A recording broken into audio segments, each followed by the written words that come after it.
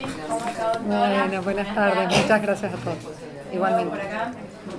Doctora, yo voy a empezar con la primera pregunta. La primera pregunta que quiero hacer es, primero que me contes, ¿qué crees vos que podés aportar para este juzgado correccional en el cual te estás postulando? Nosotros ya te hemos escuchado en varias entrevistas, así que varias de las preguntas que te hemos hecho, pero me parece muy importante que nos puedas contestar qué crees vos que podés aportar especialmente en este juzgado, porque te hemos visto en distintos otros roles, ¿no? Bueno, creo que lo que puedo aportar tiene que ver con las características personales mías y que se ven reflejadas en la manera en la que trabajo en los distintos lados en donde he tenido oportunidad de trabajar. Trato de dar en cada área lo mejor y lo máximo que estuviera a mi alcance para cumplir con total responsabilidad mi cargo, transmitir el mensaje de que no basta con hacer las cosas, sino tratar de hacerlas bien. A los chicos en la Fiscalía, ahora en la Secretaría, trato siempre de decirles que no da lo mismo, sino que cuando hay un error, habla de uno, y creo que de eso se trata, de cualquiera sea la función y el cargo que uno tenga, tratar de hacerlo de la mejor manera que esté a nuestro alcance siempre, que no da lo mismo, y entender que el cargo en particular es fundamentalmente una prestación de un servicio. No es un cargo no es un cargo para uno, sino en donde el otro es el que ocupa un lugar protagónico. Si uno entiende que el cargo es para el otro y por el otro, vamos a poder desempeñar una función en donde se cumpla un rol social importante. Creo que esa es fundamentalmente mi idea. Transmitir la noción de servicio de justicia, el apasionamiento que tengo por esta rama del derecho, me encanta. He encontrado desde que empezó a hacer derecho penal un placer en el ejercicio de la profesión diferente al que tenía antes, y bueno, espero poder contagiarlo a quienes tengan la oportunidad de trabajar conmigo, porque realmente lo vivo así. Así que bueno, desde ese lugar y con energía y con vocación de servicio creo que se puede hacer un montón. Hay una ley de promulgación reciente que modifica la originaria ley del Consejo de la Magistratura, donde se establece la obligatoriedad de seleccionar o elegir, si vos sos postulante a más de un cargo, de manera tal que no podés seguir concursando por todo, sino que tenés que optar por uno. Primero, ¿qué opinás de esa ley? Segundo, vos te has presentado en muchos cargos, cualquier cargo te da lo mismo, y en su caso, ¿por qué uno respecto de otro? Bueno, por un lado, la modificación que se ha hecho está dentro de los parámetros establecidos para la modificación de una ley, así que en definitiva ha sido hecho conforme al procedimiento legal previsto. La legislatura lo ha hecho, lo aprobó y creo que es correcto. Se consensuó de esa manera, no veo objeción, me parece... No estoy hablando de técnica legislativa, sí. Estoy hablando del contenido de la norma. Sí, el contenido, bueno, en definitiva... Como ¿Vos crees que uno debe optar? Creo que... ¿Con libertad? Sí. Podés disentir. Bueno, en definitiva, creo que sí tiene que tener posibilidad de elegir, y en eso sí coincido, que cuando llegaban las ternas, no se conformaban opciones reales para el gobernador al momento de tener 5 ternas con nombres repetidos. Eso sí es verdad. Entonces, que vayan subiendo de manera progresiva una vez concluida una, no veo inconveniente, no tengo objeción al respecto, no me parece mal.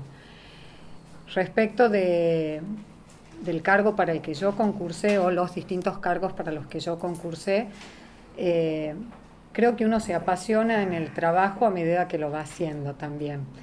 Uno tiene una idea de cómo es a veces un trabajo, pero en la medida en que uno tenga compromiso en lo que hace, va encontrándole el placer y el disfrute a medida que lo va realizando. Con lo cual, realmente y sinceramente creo que cualquiera sea el cargo en el que me tocara desempeñarme, lo haría con igual compromiso, con igual apasionamiento y seguro me gustaría, como me ha gustado pasar por Defensoría y ahora en un rol totalmente diferente en Fiscalía, también lo puedo disfrutar y me encanta hacerlo. En principio realmente me gusta, si me plantea en abstracto y no tuve la oportunidad de desempeñarlo, la labor jurisdiccional por el tipo de trabajo que implica. Me gusta la posibilidad de sentarme, estudiar desde otro lugar distinto, que quizás pueda implicar el trabajo de defensor, que es otro tipo de actividad, de generar el proceso. El trabajo de deliberación me gusta más. Gracias. Doctora, buenas tardes, felicitaciones. Gracias. Esa misma ley incorpora un artículo respecto al examen psicológico. Me gustaría conocer cuál es su opinión al respecto. Me parece perfecto. Creo que en cualquier trabajo, si eso es una condición, ¿por qué no lo sería en este? Me parece correcto. ¿Estás seguro que lo pasamos? Espero. Lo mínimo lo paso. Depende cuán perspicaz sea el que me evalúe. En principio lo paso. Estaba, doctora. Vos estabas hablando de que te interesaba ver esta nueva perspectiva desde el rol jurisdiccional. Porque vos has concursado para Defensoría y para Fiscalía también creo, ¿no? Sí. ¿Cómo te ves vos como jueza? Y más todavía, ¿cómo te ves como jueza en el sistema adversarial? Prontamente a aplicarse acá en el Centro Judicial Capital. Soy una persona de verdad muy idealista. Todavía creo en la administración de justicia fervientemente, así que me veo defendiendo los ideales que tengo. Y la noción de deber ser es algo que me orienta en la mayoría de los actos de mi vida. Entonces creo que lo haría desde ese lugar y me veo muy feliz pudiéndolo hacer. Realmente si tuviera el honor de poder ejercerlo, lo haría con total compromiso y total convicción. Realmente lo que decía acá en otras oportunidades de la protección de las garantías, lograr un equilibrio entre eficiencia, goce efectivo de derechos, que nunca la efectividad ocupe un lugar preponderante con respecto a los derechos que estuvieran en juego y comprometidos, trataría de verdad de tratar de hacerlos efectivos. Desde ese lugar. Hola, felicidades. Gracias. Si te designaran en este cargo, ¿cuáles serían tus horarios de trabajo? Creo que no hay horarios. En principio, en este tipo de trabajos no hay horarios preestablecidos. Serían los que el servicio requiera. Todo lo que requiere el servicio. Bueno, por supuesto, dentro de las capacidades humanas, por supuesto también, pero no puedo establecer un horario de trabajo ni para mí ni para quienes me acompañan. En principio, lo que requiera el servicio. ¿Y qué pensás con respecto a dedicarle, no solo, porque generalmente los empleados también trabajan de acuerdo a la cantidad de horas que está el juez dentro de su juzgado, eso depende mucho. ¿Y qué pensás con respecto a esto de pasar demasiadas horas dentro del juzgado y perderse un poco de la vida personal? Bueno, el equilibrio es difícil, obviamente. Igualmente creo que en el nuevo sistema esto también se va a ir regulando porque tiene que ver con la efectividad y la eficiencia que va a tener el sistema, la celeridad de los procesos, el trabajo acumulado que quizás hay hoy en un juzgado, en lo sucesivo no va a estar, sino que va a ir siendo la labor a requerimiento y resolviéndose, o sea que en sí la dinámica de trabajo se va a ir modificando. Quizás lo que estuviera ya establecido habrá que solucionarlo e implicará un esfuerzo extra de todos los empleados hasta que se ponga en vigencia el nuevo proceso. A partir de eso, creo que en la medida en que sean los requerimientos de la OGA, los procesos en particular, creo que esto que está planteando no va a suceder de esa manera necesariamente. Esperemos por todos. Doctora, ¿cómo estás? ¿Cómo está? Buenas ¿Estás tardes. en contacto con jóvenes? ¿Tienes contacto con jóvenes? Y sí, en el trabajo diario y bueno, y en mi vida personal. Porque hoy los chicos se manejan con otras forma de comunicarse y han abierto algunas páginas, yo no manejo mucho los términos con los que ellos se manejan, pero por ejemplo, hoy me enteraba que hay una página donde los y las jóvenes van anotando quiénes son abusadores o que son agresivos hacia los otros. Porque ellos consideran que de esta manera la justicia llega inmediatamente porque se empieza a cuidar. ¿Qué opinas de esta forma de comunicación? No, por supuesto que no es correcta. Lamentablemente todo el mundo tiene, por supuesto, sabemos, derecho a expresarse hasta determinados límites, pero todo lo que implique un prejuzgamiento y una condena social también tiene un costo. Eso también tiene que ver, me parece, con haber sentido durante mucho tiempo que la justicia no funciona. Entonces creer que de alguna manera tenés que empezar a hacer justicia antes y te tenés que empezar a proteger antes y considerar que ese es un mecanismo de protección, una condena social, la verdad que creo que hay que empezar a desactivar esos mecanismos y eso es una cuestión de reeducación desde todos lados. Educación, la Corte, como hablábamos la otra vez, desde la prensa, desde las sentencias y desde la reactivación del sistema desde otro lugar, creo que se puede ir logrando un cambio cultural en eso, pero por supuesto que no es correcto. Bueno, en el marco de la competencia material que vas a tener vos como juez correccional, seguramente vas a tener muchísimas resoluciones resolviendo suspensiones de juicio a prueba. Vos sabés que ese método alternativo de solución de conflictos tiene un tiempo determinado y luego se produce la extinción de la acción penal. Estamos chocando con un problema que es la falta de control de la probation. ¿Cómo controlas a la persona que cumpla con el trabajo en el hospital, el trabajo en la escuela, etcétera, etcétera? ¿Cuál sería, digamos, tu impronta, si es que vos encontrás alguna, que le imprimirías a tu juzgado como para, de vez en cuando, ante la cantidad de situaciones de métodos alternativos y de probation que tenés, controlar que esa persona esté cumpliendo para luego ser beneficiaria de la extinción de la acción penal? Claro, la verdad, buena pregunta.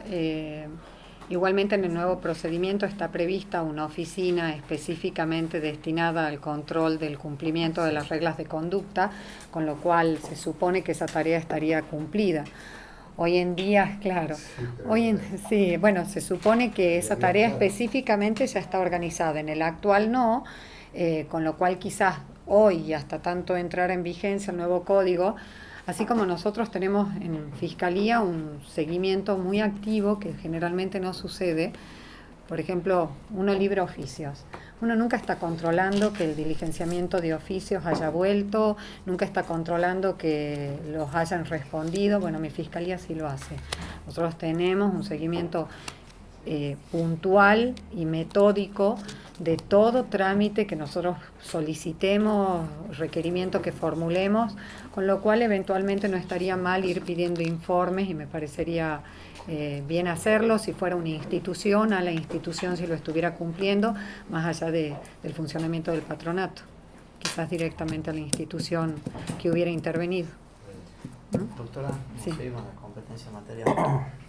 En el correccional, digamos, tiene competencia para atender todo lo que son las usurpaciones, y por eso hay conflicto entre situaciones de posición tradicional con la posición ancestral reconocida de la comunidad de origen. ¿Cómo lo abordaría al tema? Una cuestión peculiar, ¿no? Y otra pregunta, como para complementar lo que había preguntado la doctora, es si conoce cómo está organizado el juzgado actualmente y qué impronta le pondrá usted en su organización en el caso de asumir el cargo. Bueno, con respecto a la primera pregunta, dentro de este idealismo, hay un fallo re lindo de la Corte de la Nación que se llama Evereser con Salta, en donde la Corte hace referencia a a la trascendencia que tienen los valores culturales de los pueblos originarios y a la función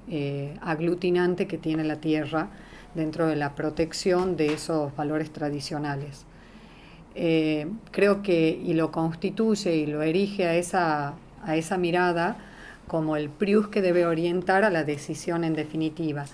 Por supuesto, sin implicar, en la medida en que corresponda, la resignación de los derechos del propietario, sí adoptar necesariamente la decisión tratando de privilegiar y proteger los derechos de esas comunidades, entendiendo la trascendencia y la delicadeza que tienen esos bienes. Entonces trataría, esa sería mi respuesta.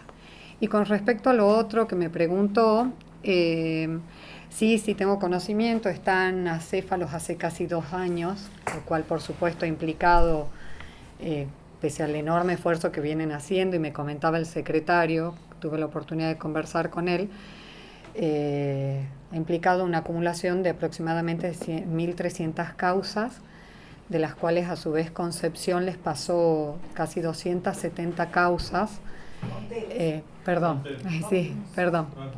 Le pasó 270 causas aproximadamente. Tienen un secretario, dos prosecretarios y tienen 6 empleados.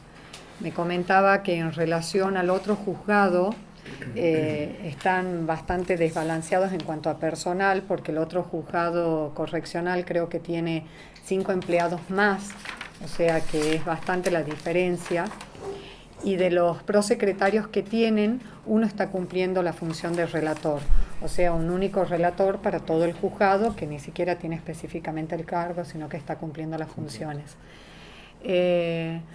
Así que bueno, desde ese lugar me parece, y otro dato que también consultaba era si el número de personas que lo integraban eran abogados o eran personal lego.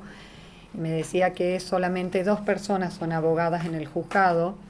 Entonces, bueno, el tema de capacitación desde lo jurídico me parece que sería fundamental. Me gusta el tema de la organización de equipos de estudio, organizar semanalmente temas de debate, eso me gusta. Creo que lo trataría de transmitir. Muchas gracias. ¿Alguna otra pregunta para la doctora? ¿No? Bueno, muchísimas gracias. Que tengan una buena tarde. Bueno, queda la doctora a disposición de los consejeros. Tenés razón. Doctor, Doctor, ¿qué tal? ¿cuál sería la competencia material del juez correccional? Sí, cómo no. La competencia está fijada en la Ley Orgánica del Poder Judicial, donde se determina que el juez correccional, estoy hablando con el sistema vigente, ¿no? Sí. Se determina que el juez correccional entenderá en los delitos tipificados en el artículo 84 del Código Penal, homicidio culposo, en el artículo 189 segunda parte, que son los incendios o estragos culposos, en los cuales se hubiera puesto en peligro cierto la vida de una persona o se hubiera causado la muerte de una persona, y el artículo 203, que es envenenamiento, adulteración, modificación de sustancias alimenticias o medicinales, también de carácter culposo. Y además una competencia genérica respecto a delitos de acción pública que tienen establecida pena privativa de libertad menor a 3 años o pena no privativa de libertad. Esa es la competencia. Doctora, Doctor, ¿cómo estás? ¿qué tal? ¿Tenés conocimiento de la situación actual del juzgado al que aspirás? ¿Qué impronta crees que vos le podrías poner? ¿Y por qué crees que sos una buena candidata para el cargo? Bien, bueno. Tengo conocimiento y he averiguado para esta entrevista cuál era la situación actual del juzgado. Están manejando actualmente un promedio de 1.000 causas, es con lo que están trabajando. Han ingresado recientemente aproximadamente 250 causas nuevas, sin trámite aún. De esas 1.000 causas que se manejan, un 30% ya está con sentencia de probation y en cumplimiento del plazo fijado en la probation respectiva. O sea que es un 30% sobre esas 1.000 causas, un 30% que está suspendidas, digamos, o sea, no hay actividad jurisdiccional alguna que desarrollar. Del resto de 700 causas que quedan, 500 causas están en algún momento dentro de los 3 hitos que marca el Código de Procedimientos viejo, cuando ya está radicada una causa, sea en una cámara penal o en el juzgado correccional. Me refiero a los artículos 370 del Código Procesal Penal, el 372 y el 376. El artículo 370, que es el primer decreto que emite el juzgado correccional, es la citación a juicio de las partes. En esa instancia se encuentran 220 causas. Con respecto al artículo 372, que ya es la apertura prueba en el marco del debate, hay 150 causas aproximadamente. Con fecha fijada ya para debate, o sea, ya superada la etapa del 376, hay un número de 71 causas. Y hay 42 causas además que ya están en condiciones de ser fijada la fecha de audiencia. Eso da una sumatoria de 500 causas aproximadamente. Lo que queda son 200 causas, son causas donde está pendiente la resolución de un pedido de procedimiento abreviado, donde hay 40 causas aproximadamente, o un pedido de probation. Y hay un pequeño número ya donde se debe dictar sentencia de sobreseimiento por las reglas de conducta de probation ya cumplidas. ¿Qué haría yo a los fines de la implementación del nuevo sistema? Con respecto a las 200 causas nuevas que aún no tienen trámite alguno, porque están recién ingresadas, dictaría el primer decreto, el del 370, ¿con qué fin? Fin de que no prescriban las causas, que no es una cuestión menor en el ámbito correccional, porque son delitos que tienen prevista una pena de poco tiempo, exactamente de poco tiempo, entonces es una medida urgente evitar la prescripción de las causas.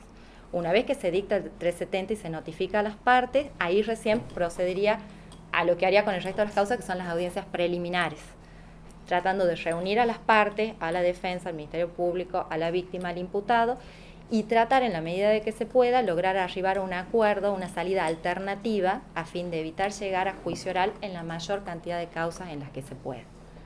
Eso a fin de llegar con la menor cantidad de causas posibles para la implementación del nuevo Código de Procedimiento. Hola Valeria, Hola, felicidades. muchas gracias, doctora. Quiero que me contes primero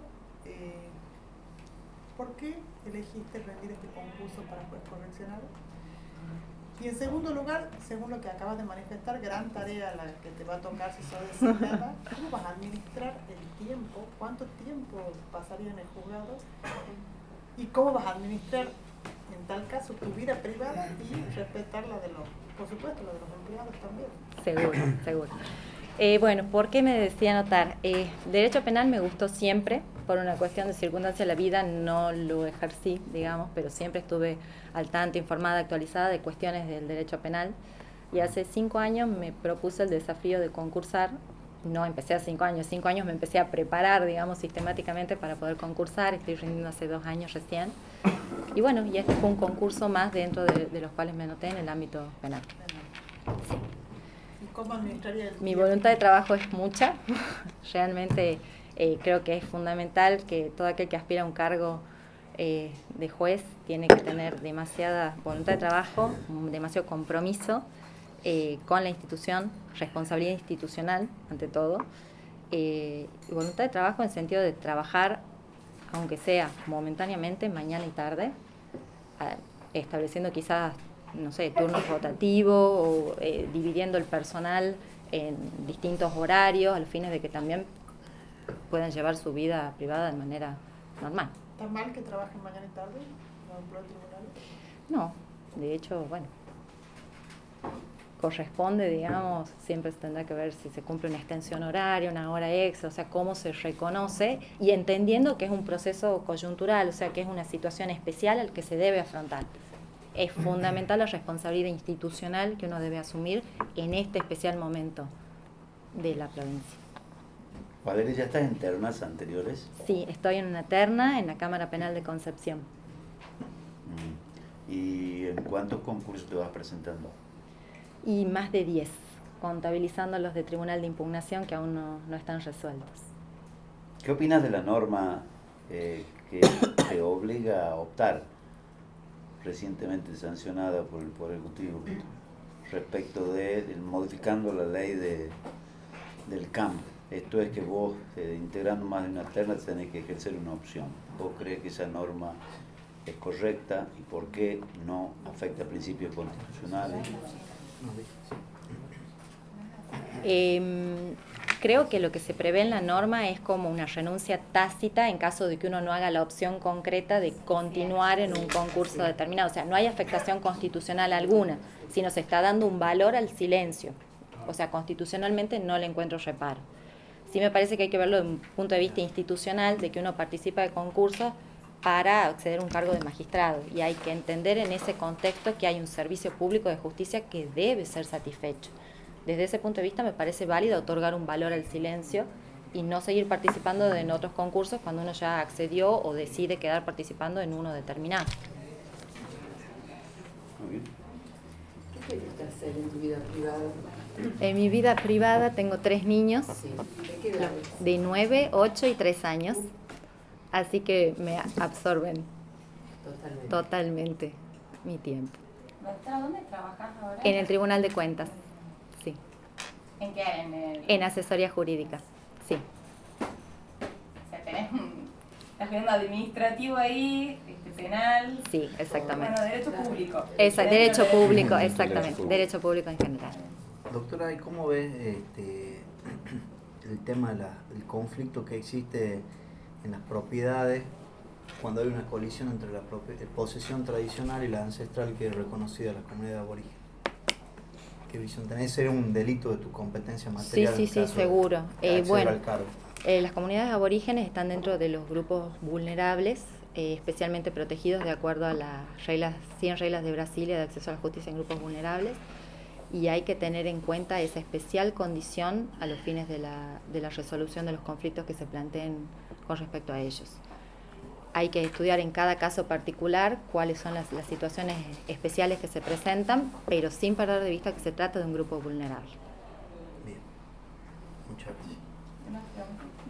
Muchísimas Bueno, gracias. muchas gracias, un gusto. Chao. Hasta luego. Doctor, ¿cómo Sí, estás? Buenas tardes. buenas tardes, bien. Buenas tardes. Bueno, capaz el doctor le quiere hacer la pregunta. Digamos, nosotros tenemos una norma, el artículo, la última modificación a la ley del Consejo de la Magistratura, en el artículo no sé cuánto bis, No traigo los lentes. le da un valor al silencio. Ajá. Al silencio de cuando, digamos, no renuncia. Que no renuncia y dice Entonces, que digamos, la automáticamente... polémica tiene que ver con que quien sostiene que eso dentro forma parte de la órbita del derecho público y de lo que es la organización de la sociedad, y hay quienes sostienen, en mi caso particular, y tenés que tener idéntica opinión si querés una buena calificación, de que afecta garantía constitucional. La obligatoria, darle a la renuncia un contenido de esa naturaleza. Esa ha sido una pregunta que se ha instalado y donde obviamente, digamos, tenemos diferencias de criterio, que es materia opinable, y digamos, por ahí vos no podés ayudar con el tuyo. Y para mí siempre depende aquí por la razonabilidad de la ley o el criterio que se ha tenido para sancionar la ley. ¿Cuál ha sido el criterio que se ha tenido para sancionar la ley? Yo creo que el criterio ha sido evitar el atolladero, digamos, de los nombres que se repiten. O sea, si vos me decís, yo creo que el criterio va hacia... Por eso se ha puesto la carga en el concursante. Si no, se hubiera puesto al revés. No sé si me explico. Se ha puesto la carga del concursante, que el concursante tome la iniciativa de renunciar, porque lo que pretende la ley es ir en pro de que el concursante no quede en la terna, digamos, el concursante que estaba varias veces ternado. Ahora, realmente, digamos, con que yo creo que sí, que hacia el derecho de digamos, del concursante tiene un derecho, pero creo que está razonablemente regulado. Si está notificado, si se le da la oportunidad, se le da un tiempo razonable y le dice, y sabe que lo puede hacer, si no lo hace, ¿por qué no lo haría? ¿Por qué esperaría que se le venza el plazo para luego reclamar que se le violó el derecho? Yo creo que en ese caso está razonablemente regulado el derecho que tiene el concursante a mantenerse en la terna. Espero no haber... No.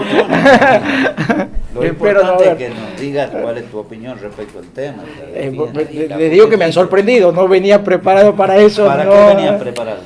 No, venía preparado para que me pregunten, digamos. ¿Qué? ¿Por ejemplo qué? Algo relativo al juez correccional. ¿Y por qué si vos ya has rendido sobre ese tema? ¿Sobre el juez correccional? Claro, Bueno, vos ya hay una bien. oposición. Bien, Podemos listo. preguntar sobre tu familia. Está bien. ¿Tenés obligaciones alimentarias pendientes de cumplimiento? No Es tengo. importante. ¿Y qué te gusta leer, doctor?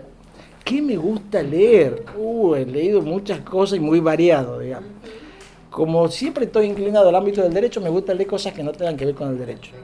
Entonces he leído lo último, la teoría del todo de Stephen Hawking, he leído La economía de la desigualdad de Thomas Piketty. Bueno, sí, me gustó, digamos, tuve una visión, digamos, y leo diferente, he leído hace poquito Facundo, Civilización y Barbarie, he leído El enigma de Fermat, que es un abogado matemático. Bueno, eso leo variado, digamos. Lo último que he leído es Antígona. Sí. Sí. Sí. Sí. Buenas tardes, doctor. Buenas tardes, sí. Bueno, yo sí le voy a hacer una pregunta pertinente a Ricardo. Bueno, diga. ¿Cuál sería el criterio que usted aplicaría en las cuestiones, en esta problemática del tema de las usurpaciones? Con el tema de las usurpaciones, ¿qué tipo de usurpaciones? En general. Hay usurpaciones que tienen un sustrato social, hay usurpaciones que no. Hay una usurpación, digamos, de que de particular a particular, un conflicto que está relacionado entre A y B, lo resolvería de una forma, un conflicto que está relacionado con una particular, o sea, con algo social, relacionado con un problema de vivienda, un déficit de vivienda, lo resolvería de otra forma, digamos. No es lo mismo resolver fulanito de tal con violencia, despojó a un problema lindero donde uno invade el terreno del otro, cambia el alambre o la propiedad de Tafí del Valle, aprovecho que no está, que cuando hay una usurpación masiva a un barrio del claro. Instituto de la Vivienda, por ejemplo. Una usurpación del barrio del Instituto de la Vivienda. Yo creo que en ese caso habría que intervenir todos los factores, digamos, que hacen de gobierno. Primero, yo creo que habría que respetar, en principio, habría que tratar de respetar los procedimientos relativos al Instituto de la Vivienda, porque si no, si caemos en el que primero se agarra la casa, le damos la casa, generamos caos, digamos. Entonces yo creo que en todo concepto habría que mantener, porque ya hay un servicio social ahí del Estado, que es brindarle vivienda a las personas que carecen de vivienda o que no tienen fácil acceso al crédito a la vivienda a través de un sistema. Y ese sistema hay que mantenerlo. Entonces, en principio, habría que buscarle una solución por otro lado, pero manteniendo el derecho que tenían los que han sido adjudicatarios de la vivienda, o los posibles adjudicatarios de la vivienda. Y ahí sigo con... Ahí Al renglón seguido. Hablamos de usurpación. Bueno, en el caso de los conflictos que sean entre una posesión tradicional y una posesión ancestral de la comunidad aborigen. Bueno, en eso, por ahí hay que, yo creo parece que es importante observar. En ese caso también, digamos, en ese caso tampoco es de un particular, hay un conflicto, claro, hay un conflicto ahí donde que está en vigencia, digamos, que cada vez más es novedoso, digamos, en el sentido de que estos reclamos o reivindicación de derechos que tienen, digamos, las personas que han vivido ahí, bueno, hay que tenerlo en cuenta y ver cómo se puede solucionar. Yo creo que tampoco el particular tiene también su derecho, tiene el título, tiene lo demás, habría que buscar, como se hace en otras partes, como se ha hecho en Estados Unidos, como se ha hecho en otras partes, se hace reserva, se protege la comunidad, o sea, la propiedad comunitaria, se le da facilidades para que dentro de esa propiedad comunitaria, digamos, establezcan negocios o puedan subsistir, y a la vez, si es que es necesario, y se le causa un perjuicio al particular, creo que hay que indemnizarlo, digamos, hay que reparar el perjuicio. Bien. Carlos, ¿cómo te va? Felicidades. Bueno, gracias, Julieta. Actualmente vos trabajás en la Defensoría, ¿no? No, trabajo en la Fiscalía en Criminal la 1. Fiscalía. Soy secretario de Fiscalía Criminal. ¿Cuál es tu horario de trabajo? A la tarde, digamos. Generalmente es de 13 a... O sea, el horario legal de trabajo es de 13 a 19. No, el legal no. No, mira, el efectivo, bueno. Real. Supongamos que hoy he ido a trabajar a la mañana por esto y llego a las 7, vengo acá y después vuelvo a la Fiscalía. O sea, vengo ¿Cómo a la está Fiscalía. la causa? ¿Están atrasadita? ¿En mi bien? fiscalía? ¿En tu fiscalía? Y en Fiscalía yo creo que hay que resolver, habría que ponerse más al día, digamos. Pero, digamos, es toda una estructura, digamos. Necesita tener poder de decisión para... Claro, sí. Y si vos te eligieran juez correccional, ¿cuál sería tu horario de trabajo? Y mi horario de trabajo por lo menos a las 7. Yo estoy acostumbrado a trabajar, yo tengo 16 años de ejercicio de la profesión. El ejercicio de la profesión es de 7 a 1, de 5 a 10 de la noche. Así que, sí, exactamente. Sé que mi horario de trabajo sería arrancando a las 7 de la mañana junto con el personal, digamos. Y de ahí me voy cuando termino lo que tengo que hacer. Y no va a terminar nunca con el atraso que tiene. ¿Cómo Claro, se llama? en el juego correccional, Claro. tendría que, bueno, ahí me voy cuando el cuerpo dice, bueno, me tengo que ir porque si no el otro día no voy a poder, pero en general me gusta Mi abuela siempre decía, lo que está hecho no tiene apuro, o sea que me cuesta terminar lo que empiezo.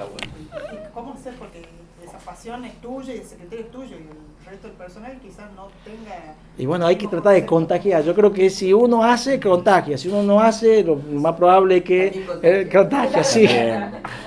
Creo que sí es contagioso. Sí creo en el efecto contagio de la... Sí. Va a ser muy diferente el rol que va a tener, si es que tiene la suerte de llegar a una correccional, el rol actual con el rol que le tiene que incluir en el nuevo proceso penal, ¿se va a explicar próximamente? El juez, y yo creo que sí, va a ser muy diferente. El juez correccional ahora, como todo otro juez, va a resolver en audiencia como tiene que resolver, dándole celeridad a las cosas que se le planteen. Creo que sí, va a tomar... creo que en este caso el juez hace la función realmente juez, porque es cuando se lo ve al juez trabajando, digamos, y donde las partes, los abogados y las partes también que pueden ir, ven un juez trabajando, que no, generalmente no se lo ve. No digo porque no trabajen, sino porque el proceso escrito hace que no se los vea. Y la sociedad creo que necesita verlo al juez trabajando.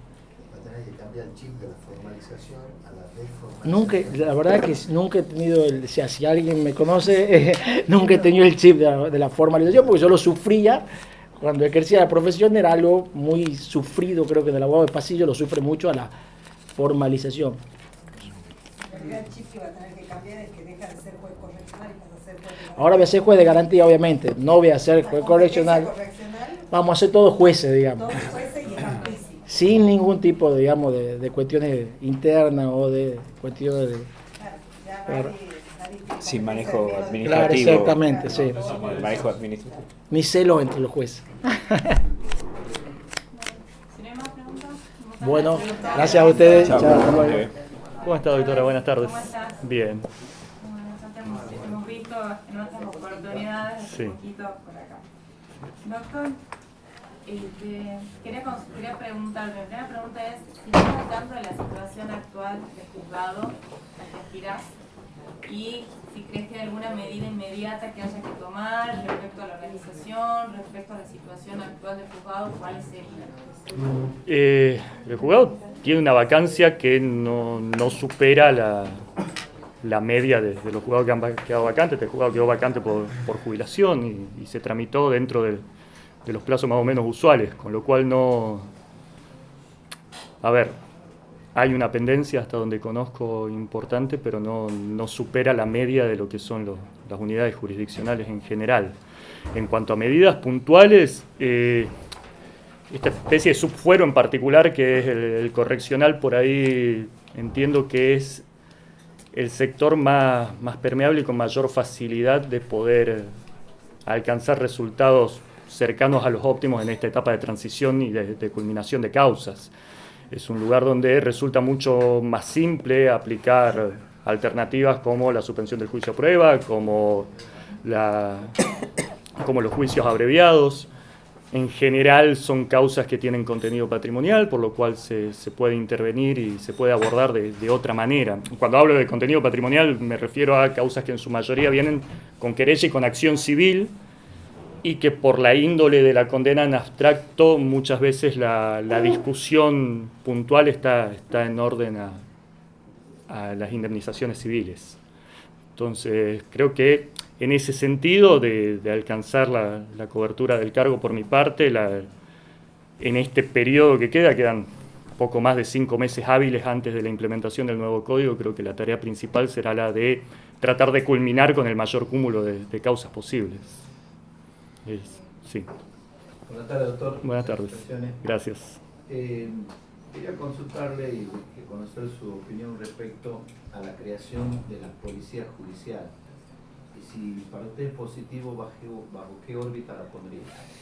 Sí, entiendo que la policía judicial es positiva. Yo comentaba en otra entrevista que ejerzo la docencia en la cátedra de criminología de la Facultad de Derecho y Ciencias Sociales, y es una propuesta que hemos elevado y que hemos trabajado mucho, la creación de la policía judicial ya hace bastante tiempo. Considero que la órbita lógica en la estructura actual es la del Ministerio Público Fiscal, como operando bajo dirección directa del ministro Público Fiscal. Entiendo que es allí donde la Policía Judicial debería actuar. Similar a la Policía Judicial es la tarea que hoy lleva adelante el ESIF.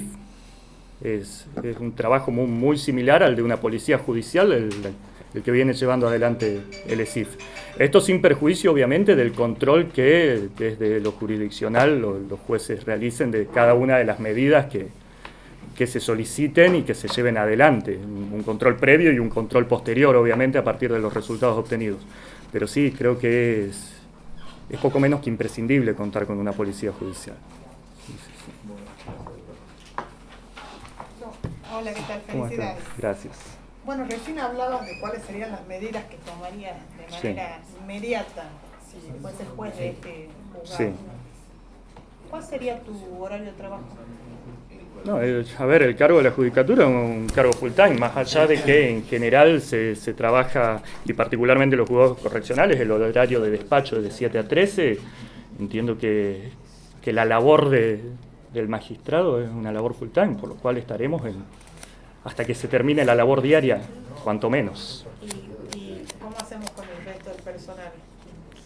Y en este caso, a ver, según la orgánica, el personal trabaja en horario de despacho, que en este caso el juzgado correccional no tiene doble turno, a diferencia de los juzgados de instrucción, por ejemplo, pero tienen habilitada la extensión de 10 horas semanales, con las cuales también se puede organizar el trabajo. Obviamente esto en coordinación con el funcionario a cargo de la oficina jurisdiccional, que es quien debe realizar el control de personal, es a quien se le ha confiado esta tarea.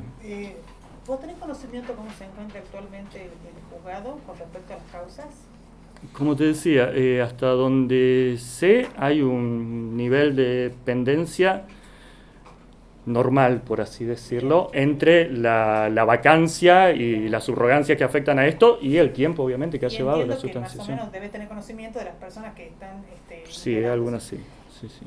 ¿Y vos trabajás en el centro de capacitación actualmente? Actualmente ¿verdad? Sí. ¿Y vos crees que le habría alguna propuesta de capacitación a estas personas que están trabajando dentro del juzgado? ¿Considerás que es necesario? Siempre es conveniente la capacitación específica. La capacitación tiene que ser entendido como un trayecto continuo.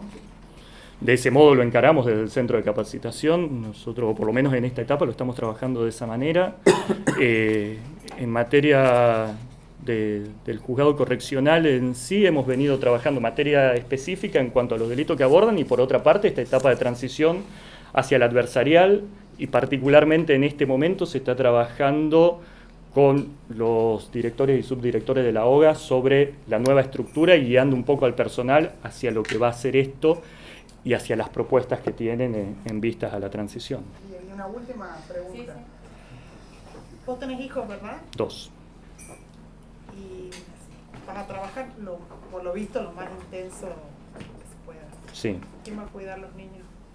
En este momento rotamos con mi esposa por una decisión de ambos, nos ocupamos de manera directa los dos.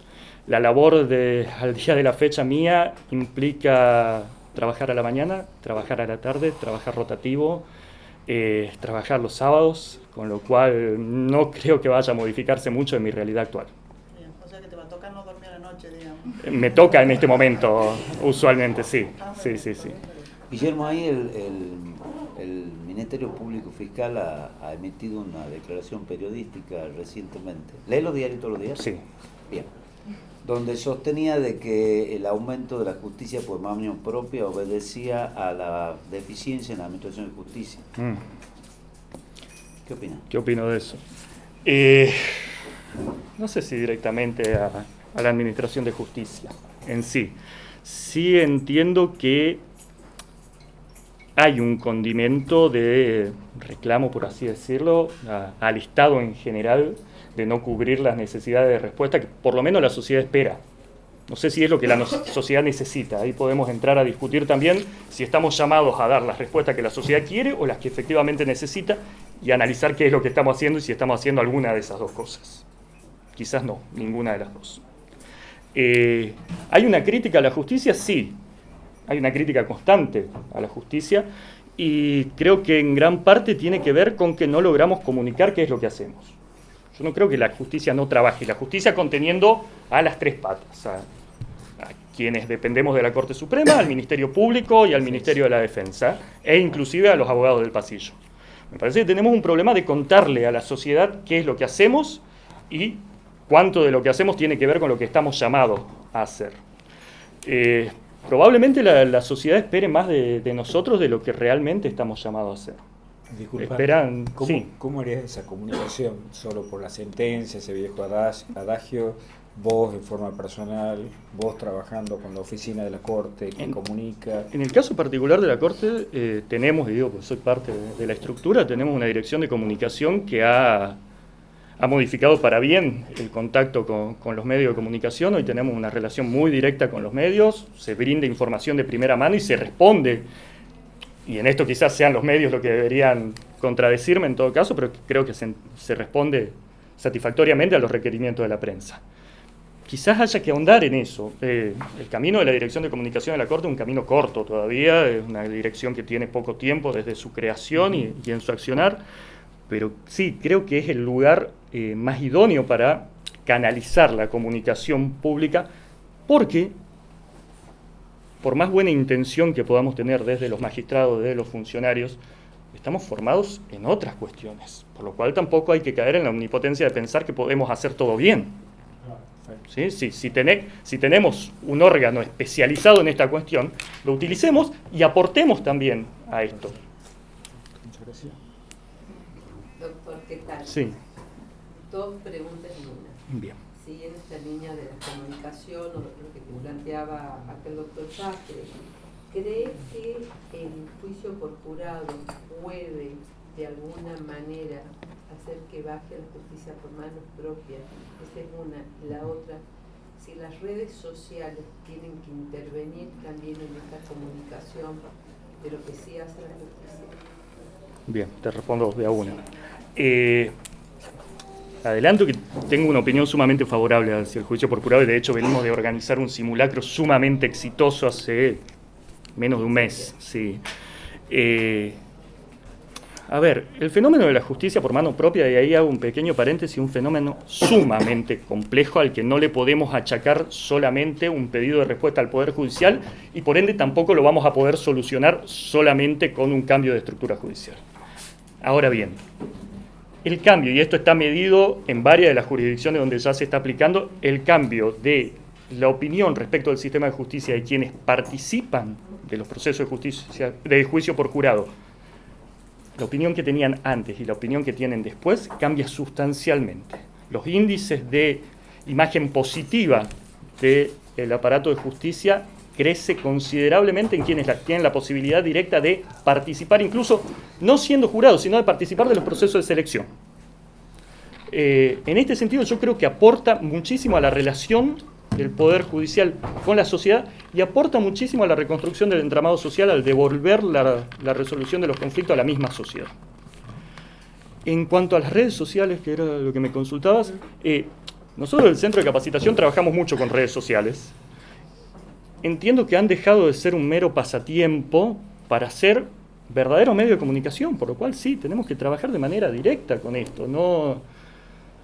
A ver, nosotros utilizamos como medio de difusión el WhatsApp inclusive. Hay que amigarse con esto desde lo institucional también, creo que lo estamos haciendo.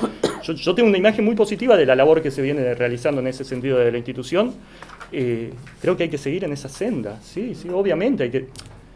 Y con todo lo que las redes sociales significa, estamos abordando hoy por hoy la problemática de la fake news, que hoy la abordamos desde lo estrictamente político. Nada indica que podamos evitar que esto nos afecte en algún momento, con lo cual también deberíamos estar preparados para esta cuestión. Puedo agregar, sí, siguiendo esta línea, no es solamente el tema de la justicia por manos propias, una cuestión del Poder Judicial. Tenemos tres poderes. De los tres poderes. Estados. ¿Qué propondrías para trabajar? A ver, por una parte creo que fortalecer el aparato educativo es fundamental y en este sentido fortalecer lo que ya tenemos y con quienes ya tenemos dentro del aparato educativo, volver a discutir cuestiones que para quienes estamos sentados en esta mesa posiblemente sean perogrulladas, pero volver a discutir construcción ciudadana desde la base y desde lo más tierno de la infancia y tratar de volver a o de poder ingresar a todos aquellos que se han caído del sistema y que no están asistiendo a la educación formal. Y también poder acercarnos desde otros lugares a reconstruir el entramado social, desde los clubes de barrio, desde los espacios de esparcimiento en general, las plazas, desde la contención de salud. A ver, yo no quiero hacer de esto una tribuna tampoco, pero en todos los conglomerados urbanos de este país, y Tucumán está incluido, uno sale muy poco del microcentro y se encuentra con deficiencias estructurales terribles que terminan impactando necesariamente. Nuestra clientela típica viene de la periferia. Y ahí podemos discutir si es para lo que nos alcanza perseguir o no, si es donde está realmente el delito o no. Es ahí donde tenemos que empezar a trabajar y son esas necesidades las que tenemos que empezar. Del mismo modo, quien responde frente a esto, en general, no es alguien ajeno a ese microclima. Es el mismo vecino enojado de que mientras él se levanta a la mañana a trabajar, el pibe de la otra cuadra lo apuntó y lo quiso asaltar. En general estos linchamientos, esta justicia por mano propia se da entre gente muy cercana geográficamente, entre gente conocida. Tenemos que fortalecer desde otro lugar. Yo insisto con la idea de que al Poder Judicial nos llega el jarrón roto. Por más que nosotros le pongamos la gotita, la quebradura se va a seguir notando. No va a volver a ser un jarrón nuevo. Exactamente. Eso. Muchas gracias, doctor. Gracias a ustedes. Permiso. Permiso, ¿no? Sí. Buenas tardes, doctor. Buenas tardes, doctora, ¿cómo está usted? Felicitaciones por Muchas la gracias. Doctor, ¿es la primera entrevista? Es mi primer concurso, así es. Primer Sí, sí. concurso. Es la primera vez. Bueno, felicitaciones. Muchas gracias. Por tu primer concurso, tu primera entrevista. Y lo primero que te voy a preguntar yo es si conoces la situación actual del juzgado. ¿Qué crees que vos podrías aportar para la eficiencia del servicio de justicia desde allí? Bien,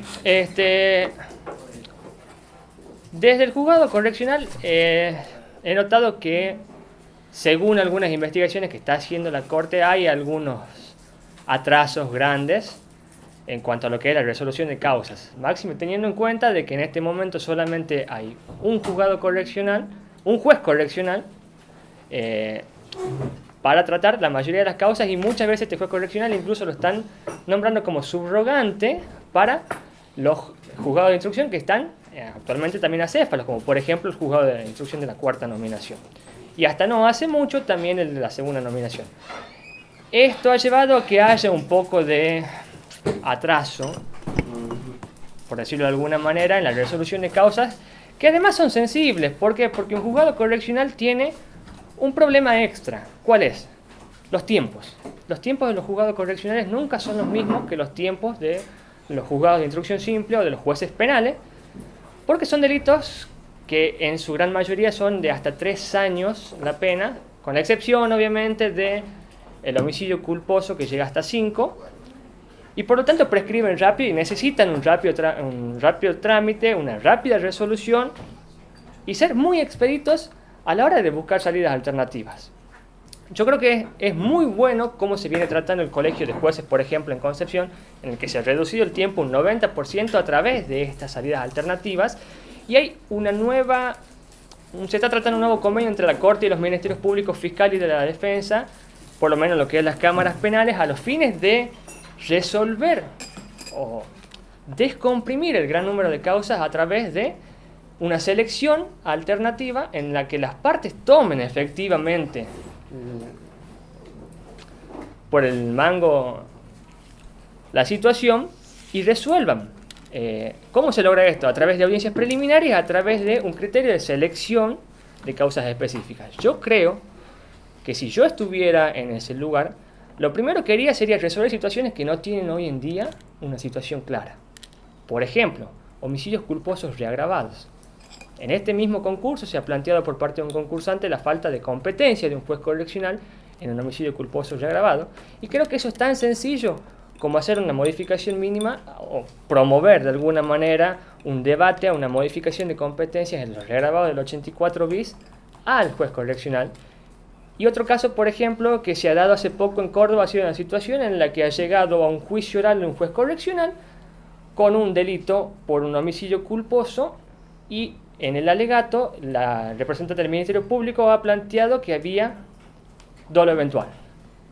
Frente a esa situación, y después de haber llevado adelante toda una situación de plenario, todo un juicio oral hasta su finalización, el juez se tuvo que declarar incompetente y volver a foja cero toda la etapa de plenario y pasarlo a un juez competente, que en este caso sería las cámaras penales. Cosa que no nos pasaría el año que viene con un colegio de jueces, pero hoy en día tenemos esos dos problemas que hay que resolver. Entonces yo creo que hay que darle una mirada muy importante a esto de las salidas alternativas y a buscar nuevas situaciones, que evidentemente hay muy buena voluntad tanto de parte de la Corte Suprema como de la legislatura, que está hoy en día avanzando en procura de estas situaciones, y también de los ministerios que han demostrado poner la voluntad necesaria para llevar adelante. No digo que el rol del juez deba ser pasivo, pero sí que deba inmiscuirse más en juntar las partes y buscar esta descompresión de los tribunales para tomar como lo que realmente son las causas penales, un conflicto, y buscar una solución y no la verdad histórica que se buscaba hace 10 años. ¿Cómo cree que se puede dirimir entonces la diferencia que habría entre la culpa por representación y el dolo eventual? Bueno, ¿con qué a ver, dirimiría entonces la culpa por representación? El tema se viene planteando hace más de 100 años y hay una respuesta dogmática, por decirlo de alguna manera. Se dice, la diferencia entre la culpa con representación y el dolo eventual es que en ambos se representan la posibilidad del resultado dañoso en este nexo de determinación, que no es el mismo que el nexo de causalidad en el dolo, sí, con la diferencia que en la culpa con representación no es querido este resultado, o sea, es aceptado como posible, como probable, pero nunca querido. Los elementos hoy en día están un poco más difusos que hace 3 años atrás, porque en el 2016, con la modificación del Código Penal que incluyó el 84 bis y el 94 bis y el 193 bis, estableció muchos parámetros que antes eran considerados discrecionalmente por algunos jueces como señaladores de dolo eventual, y los ha llevado específicamente a la culpa. Una culpa reagravada, como le llama la doctrina, específicamente Bompadre, el que acuñó primero ese término, como por ejemplo exceder por más de 30 kilómetros del límite de velocidad, conducir bajo los efectos de estupefacientes, no respetar las señales. Hoy en día yo creo que un parámetro que no está previsto en la legislación, y es muy importante tener en cuenta, de hecho en este momento se está llevando un juicio oral muy importante en Buenos Aires, es la aptitud personal y utilizar un criterio subjetivo para determinar específicamente en el sujeto imputado del hecho hasta dónde su capacidad intelectual y sus habilidades conductivas podían exigirle a él una mayor prudencia, un mayor cuidado. Creo que subjetivamente falta eso, adecuar a la ley. Así es. Sí, no, y además se puede hacer todo unos antecedentes y establecer, sin necesidad de ir a antecedentes penales, cuáles son los antecedentes personales del sujeto activo, que siempre debería estar presente en toda causa, tanto de la víctima como de un imputado. Doctor.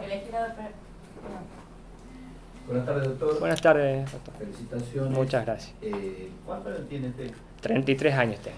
¿Usted ejerce la profesión libremente o trabaja en el Poder Judicial? Yo me recibí hace ya casi 12 años de abogado, con 21 años. Ejercí la profesión hasta los 26 años en el que ingresé al Ministerio Público Fiscal y luego pasé a la órbita de la Cámara Penal en la Sala Serie, donde soy desde hace 5 años relator, y además hace 12 años que ejerzo la docencia en la Universidad Nacional en la Cátedra de Derecho Penal Parte Especial.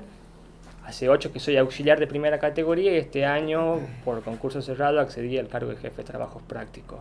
O sea, estuve en todos los ámbitos, litigué, estuve en el Ministerio Público, en la Corte y también desde lo académico. ¿21 años te has recibido? Así es. Bueno, doctor, yo quería saber cuál es su mirada con respecto a la perspectiva de género.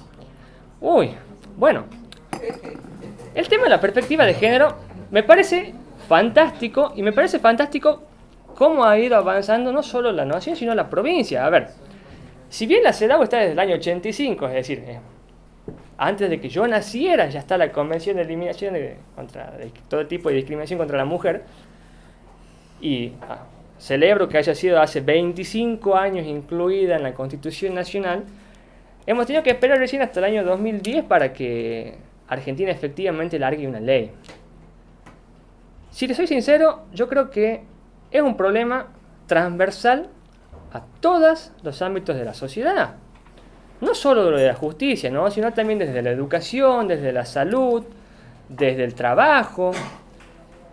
Y gracias a Dios el último informe que largó el país acerca de la discriminación contra la mujer ha demostrado grandísimos avances en el ámbito laboral, en el ámbito educativo, a través de distintos planes. Es muy bueno lo que está haciendo específicamente Tucumán en este momento, que agregó y la Corte Suprema de Justicia, que agregó a la Oficina de Violencia Doméstica como uno de los órganos encargados de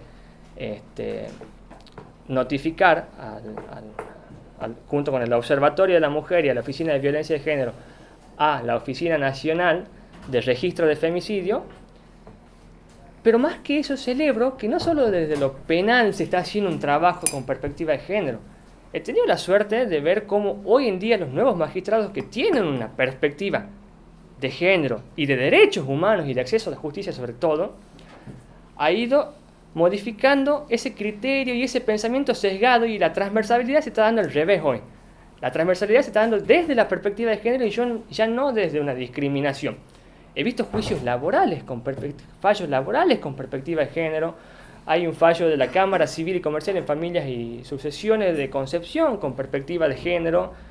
Celebro que se hayan hecho cambios en el Código Penal, pero creo que todavía tenemos que pensar en un acceso a la justicia visto desde todos los ámbitos y en cada uno de las causas que nos toquen, ¿no? O sea, en cualquier rol, todos los que están acá sentados cumplen un rol muy importante en la sociedad tucumana, y cada uno de nosotros somos responsables, en mayor o menor medida, de implementar esta perspectiva de género.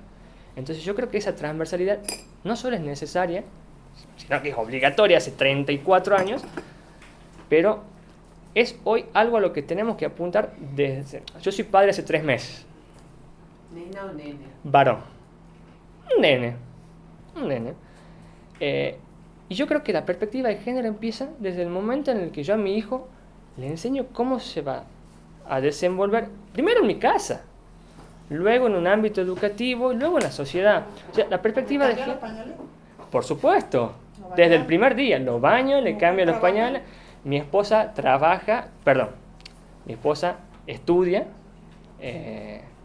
no trabaja, pero la crianza es de los dos. O sea... ¿Trabaja en la casa?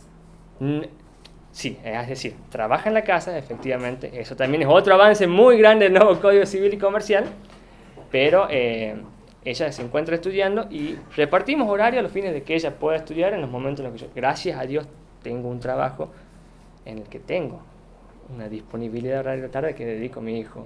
Y si tenés que entrar a la fiscalía, al juzgado y trabajar, necesitas trabajar full time para ordenarlo. Con una perspectiva de acceso a la justicia y de derechos humanos, yo no tengo ningún problema de llevarlo a mi hijo al juzgado. Es decir, a ver, él es lactante hasta los 6 meses. Después de los 6 meses... Los jardines maternales. Por supuesto que sí. De hecho, la policía lo tiene y distintos órganos institucionales lo tienen. ¿Me permitís, doctora? Sí. Siguiendo el tema de la perspectiva de género. Recién uno de los postulantes decía que creo que tiene un secretario en el juzgado puede ser un secretario. Así es, claramente. Y 6 o 5 empleados. Así es. ¿Son varones, mujeres, sabés o no? Sé que el secretario es varón, hay un prosecretario varón y creo que hay una prosecretaria mujer, y los empleados conozco una mujer y el resto varones. Creo que es necesario en todos los ámbitos buscar una igualdad. A ver, te voy a dar un caso hipotético. La corte te dice, bueno, señor juez, le doy la libertad que elija 5 empleados más para equipararse al otro juzgado y un secretario. Bien. varones o mujeres y cuáles son los parámetros que van a tomar en cuenta para tomar este personal? Bueno, el primer parámetro que hay que hacer, más allá de una cuestión de cupo, es buscar gente que realmente tenga una hoja de servicio limpia. Es decir, lo primero en lo que debería fijarse cualquier magistrado, cualquier funcionario, es que la persona que va a trabajar y va a cumplir una función pública cuente con una hoja de servicio limpia, es decir, que sea una persona honesta y sin ningún tipo de... Luego de eso sí hay que hacer una aplicación de transversalidad. Yo creo que es necesario. De hecho, las provincias que están aplicando juicio por jurado hoy en día es el ejemplo más claro, 6 hombres y 6 mujeres. Eso es ser justo. Buscaría, de alguna manera, más allá de las personas que estén en igualdad de capacidades cognitivas o de conocimientos prácticos, equiparar la situación de género. Más allá de que hoy en día se planteen, y me ha pasado de ver en distintas oficinas, yo mujeres no quiero porque tienen licencia, yo creo que, porque tienen licencia por maternidad, yo creo que hay derechos y hay obligaciones que hay que reconocérselos y que hoy en día todas las labores deben ser en una situación de igualdad, tanto de mujeres como de hombres. Yo celebro que la Corte haya este año decidido subir la licencia por nacimiento, le llaman ahora, de 2 a 15 días. Yo he sido papá, soy papá, y siento que los 15 días no me han alcanzado para aprender a ser papá. No quiero decir con esto que... La vida no te va a alcanzar. Probablemente. Eso estuvo muy tiene 12 ya. Probablemente así sea, probablemente así sea. Pero también es tener perspectiva de género eso. Ver que la realidad de hoy en día es igual obligación en la paternidad, igual obligación en la crianza, igual obligación en todos los ámbitos de la vida. Por ende, debe haber igualdad de cargos, debe haber igualdad de oportunidades y igualdad de acceso. Si no tenemos eso, estamos perdidos. Porque a las mujeres les ha llevado 150 años pelear por llegar hasta acá. Y el derecho internacional tiene la cláusula de provisión de regreso. Entonces, si vamos avanzando, no nos queda otra más que mirar hacia adelante siempre. Doctor, una consulta, porque vos nombraste todos los avances dentro de la provincia. Sí. Por el momento, la provincia no va a adherir a la ley Micaela. ¿Conoces sobre la ley Micaela? Un poco, doctora. Sí. La ley Micaela es tan simple y tan profunda como que en todos los estamentos del Estado hay que capacitarse en perspectiva de género. Justamente tiene que ver con esto para poder llevar adelante. La provincia, yo creo que por una cuestión de mala interpretación, vamos a seguir peleándola desde la legislatura, decidió no adherir por el momento. ¿Cómo hacemos? Hace unos días me encuentro con un abogado, docente desde la UBA, además ejerce libremente su profesión, y me dice, tengo que defender a un señor, un taxista, que lo acusan de intento de abuso. Y Bien. la verdad que no tengo formación en este tema, no hay capacitación, porque todas las capacitaciones vamos las mujeres. No van los varones, sí, es cierto. hay capacitación. Se ve mucho en las charlas de la oficina de la mujer, a la cual siempre acuden mujeres. Entonces, ¿cómo hacemos nosotros? No hay por el momento adhesión a la ley Micaela. Bien. Mire. Y tenemos un observatorio por allá, tenemos Una oficina por allá, tenemos los municipios por allá. ¿Cómo hacemos? Yo creo Y que... tenemos femicidios Sí, todos por los supuesto. días. El 31 de agosto salió el último informe de Momala con respecto a los femicidios acá en Tucumán. Ayer hubo, y antes de ayer hubo. Y es un problema Todo el de... fin de semana hay- Uno de cada 3 femicidas ya tiene una denuncia previa. Abuso, no solamente femicidio, abuso. ¿Cómo hacemos? Sí se puede. A ver, me parece muy importante que desde la legislatura se siga debatiendo y se siga buscando llegar a avanzar en la perspectiva de género. Pero, mientras tanto, yo creo que el Poder Judicial también tiene herramientas. A ver, voy a nombrarlo, si bien no tiene nada que ver con el ámbito en el que estoy concursando y en el que trabajo, el doctor Guillermo Cutter. Él es juez laboral, creo que, si no me equivoco, de la 7ª nominación. Tercera, muchas gracias, perdón.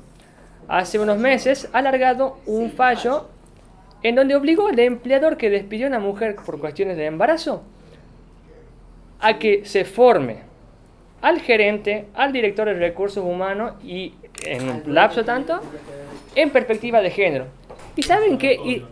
¿Y saben qué hizo el Dr. Cutter? Dijo, ¿cómo puedo yo mandar a capacitar en perspectiva de género a alguien si no estoy capacitado yo con perspectiva de género? Lo vimos en las reuniones en la facultad de las jornadas.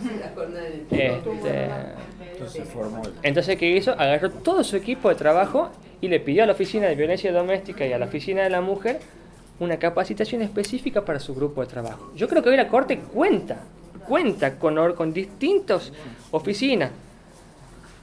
Oficina de acceso a de derechos humanos, Oficina de Violencia contra la Mujer, Oficina de Atención al Ciudadano, Oficina de Gestión Judicial, Oficina de esta... O sea, todos los magistrados tienen al alcance de su mano 1.000.000 de opciones para poder incorporar. Pero es opcional, mientras tanto.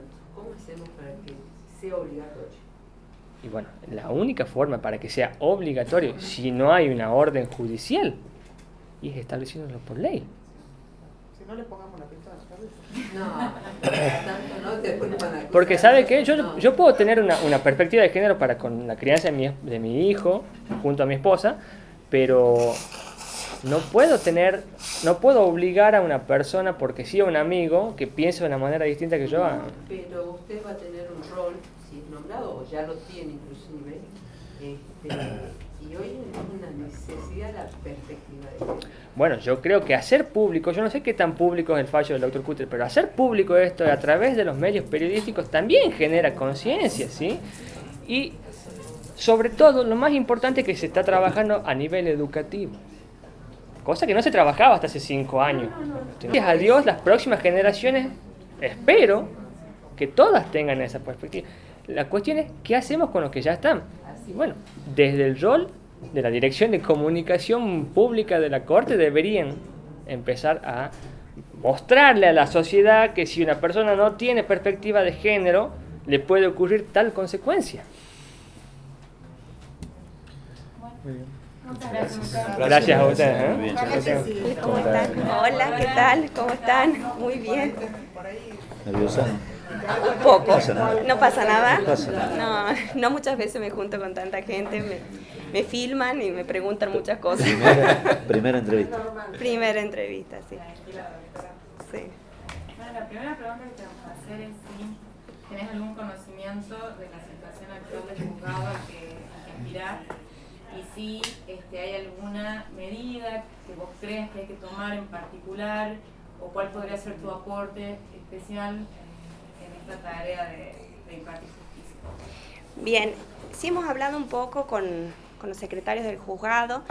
Nos contaban que tenían más o menos 1.300 causas en trámite.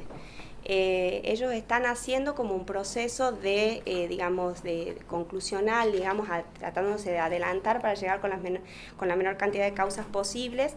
Están tratando están haciendo unos decretos de audiencias preliminares permitiendo a las partes llegar a un acuerdo, por ejemplo, de conciliación o la aplicación de un criterio de oportunidad, aun cuando estaríamos en otra etapa procesal que el código no lo permite, tratando o aplicando, la ley en forma retroactiva más en beneficio de las partes. Bueno, él dice que está dando muchos resultados de esto. Nos comentaron también de que tenían poca gente, pocos empleados, que tenían solamente una prosecretaria, entonces que esto dificultaba un poco la tarea, que la prosecretaria era la única, está el secretario, la prosecretaria creo que es abogada y los otros empleados no son abogados, y bueno, esto era lo que complicaba un poco. Pero bueno, están con ganas creo yo, de llegar a mayo con la menor cantidad de causas posible. Igual estamos dentro de la Corte también haciendo ahora como un conteo de causas para dar números concretos al Ministerio Público y tratar de solucionar la mayor cantidad de causas para que quedemos con la menor cantidad de causas para empezar el nuevo proceso. En relación a lo que yo podría aportar, me parece que lo principal es hoy el compromiso. O sea, si uno empieza hoy es distinto lo que puedo aportar, si uno ya es nombrada después con el inicio este sistema. Pero creo que ahora se necesita poner a la espalda, digamos, la espalda del proceso, poner el mayor esfuerzo, inculcar en el personal esto, que es tratar de llegar lo mejor posible. Es difícil porque es imposible llegar a, digamos, sin causas, y bueno, es evidente que vamos a necesitar hacer nuestro mejor esfuerzo ahora. Y después, al principio, también creo que vamos a tener que hacer mucho esfuerzo, pero bueno, en esta primera etapa creo que se necesita mucha energía, y creo que la energía es lo que podría el compromiso de si estás en un lugar, hacer del trabajo lo mejor posible. Doctora. Perdón, por algo Sí. que dijiste el resto del personal es lego. ¿Te parece que la Corte debería modificar el criterio para los concursos de ayudantes judiciales respecto a como es en otras jurisdicciones, Córdoba por ejemplo, o el mismo Ministerio Público lo hizo en Tucumán ya, de que debieran los inscriptos ser estudiantes avanzados de derecho?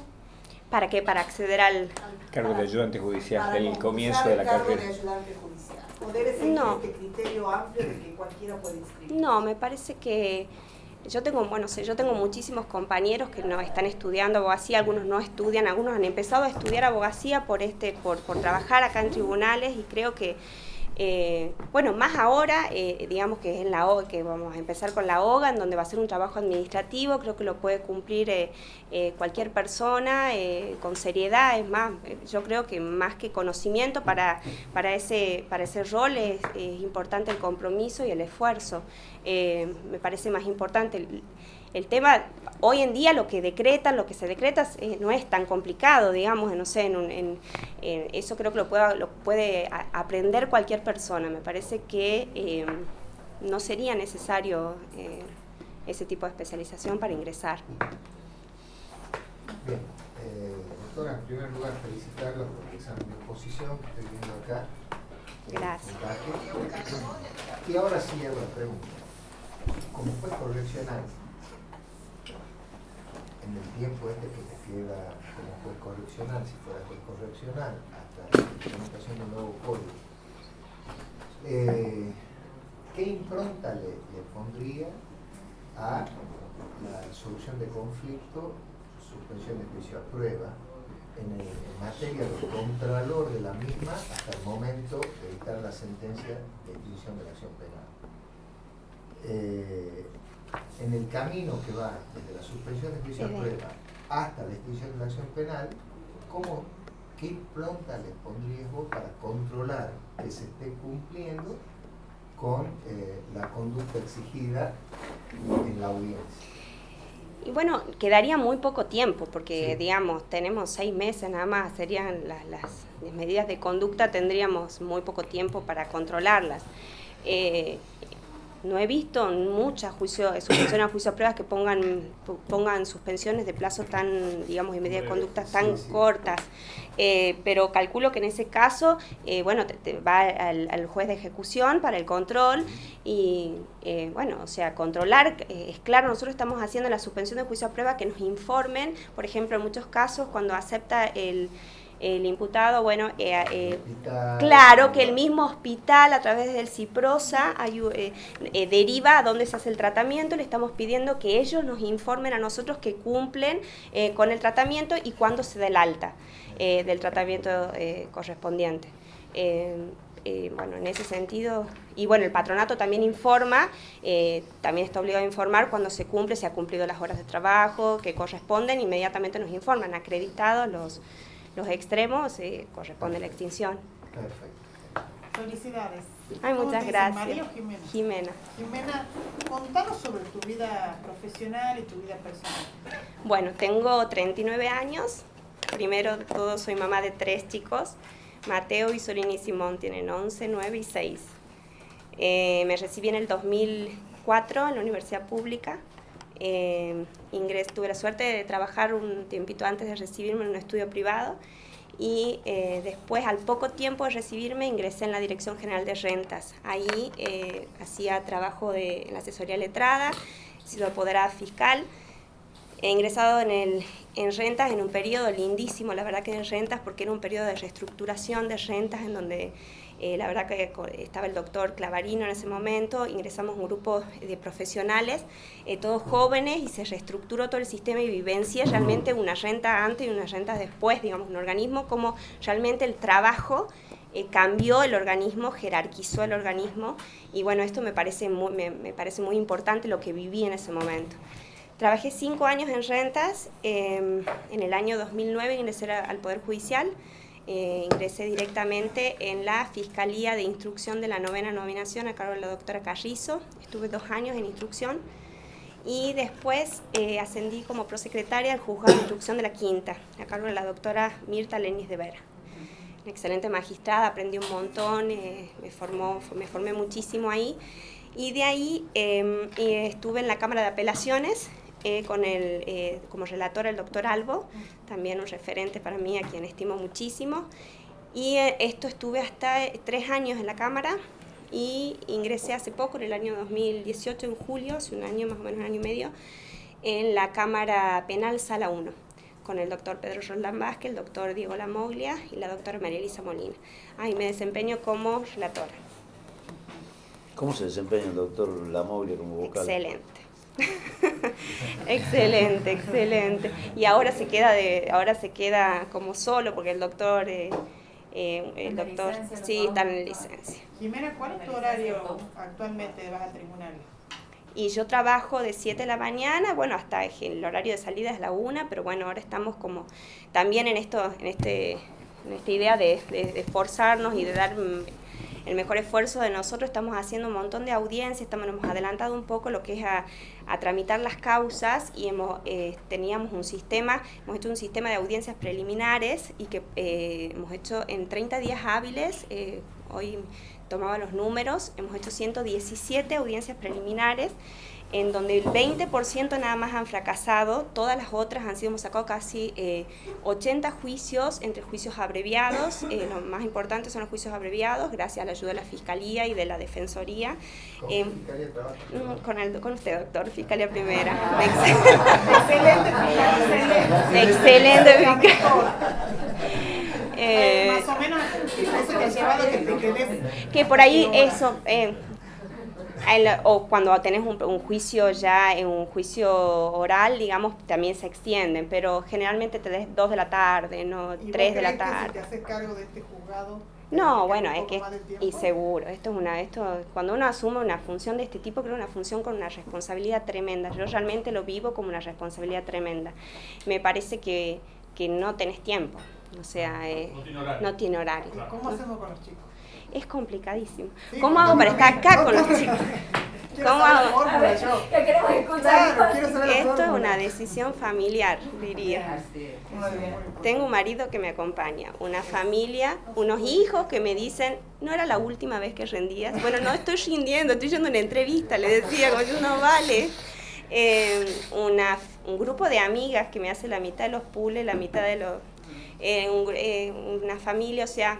Creo que realmente no me quiero olvidar de esto, una compañera de estudio. Tengo la suerte de haber encontrado una compañera de estudio que hemos puesto el mismo objetivo desde un principio, y que hemos empezado a hacer las mismas especialidades, tenemos la misma carpeta de estudio, tenemos los hijos de la edad, hacemos bicicleta, hacemos mountain bike, y tenemos el mismo horario. Entonces es gracioso, porque uno va y le toca hacer un pool, una le lee a la otra mientras está haciendo el pool, o sea, es como un rompecabezas, y una comunidad. Claro, es como que he tenido mucha suerte, creo que realmente es una decisión importante, pero sí tengo el apoyo. No, es organización. Organización. Es organización. Igual cuando uno... traslada a todos los ámbitos de la vida. La suegra es re buena, pero no se ocupa... Uy, cierto. La suegra es excelente, pero vive lejos. Vive en el centro, entonces por ahí no tengo por ahí los dejo más fácil, lo de mi mamá, lo de mi amiga, lo de la suegra. No, eso es incondicional, sí. Jimé, a propósito de esto que estamos conversando, nosotros somos todos iguales frente a la ley, sí, pero hay algunos más iguales que otros. Esto va referido a que acá hay 16 inscritos, hay 4 mujeres. ¿Vos crees que las posibilidades son iguales? No, no creo que son iguales. Las posibilidades reales de ingresar, sí, las posibilidades, digamos, en lo teórico, sí, pero no creo que sean iguales en lo fáctico. De verdad, pero, o sea, no creo que esto es una diferencia real. Yo, por más que me quiero hacer la liberal, yo sé que me tengo que ir a comprar jabón para lavar cuando vuelva, y si no lo compro, me creo responsable de que no se lava la ropa.